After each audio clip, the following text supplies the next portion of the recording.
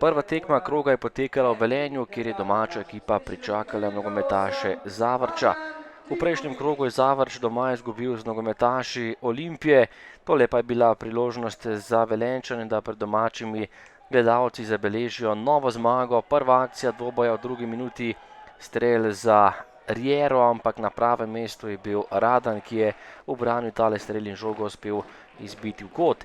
23. minuta, žoga iz kota, David Kašnik pa je skočil najviše in premagal vratarja Zavrča za 1:0. Lep zaključek Kašnika za prednost domačega moštva. S pomočjo prečke, prednost za Knape. Po dobre pol ure igre še ena priložnost za zelene, oddaleč je močno, ampak visoko čez gol meril Mario Babič. Zadnja akcija prvega polčasa, zadnja minuta prvega polčasa in podaja pred vrata. Takole pa je bil to skoraj avtogol. Batrovič je bil pred golom, ampak odlično pred vrati nogometaši Velenja. Drugi polčas in prva priložnost za Riero, ki je nekoliko predolgo čakal in zapravil tale strel. Nato pa 11-metrovka po prekršku Pihlerja nad Bolho, 11-metrovka za nogometaše Rudarja in izjemna priložnost za povišanje prednosti. Matej Terović, ki je bil na zadnjih tekmah uspešen iz 11-metrovke, je tokrat stopil k beli točki, a v tem primeru je zgrešil. Izjemna obramba je bila to Kovačiča, ki je branil vrata Zavrča.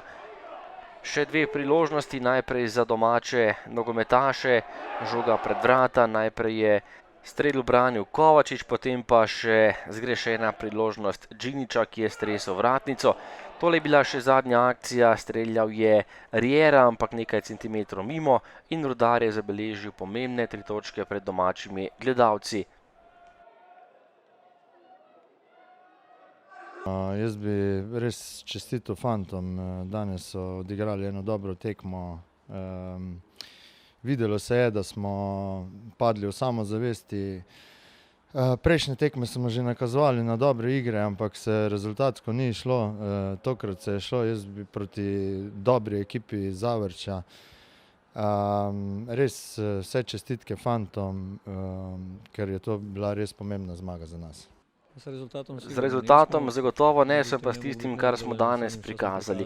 Imeli smo dve lepi priložnosti, da bi povedli, ampak na našo žalost nismo in to je bilo pač tisto, kar je bilo slabo. Dobili smo gol po prekinitvi in tako se je pač končalo. Igrali smo solidno, držali igro proti nasprotniku, ki je izjemno agresiven in čvrst, ampak na našo nesrečo nismo dali gola in to nas je danes stalo točk.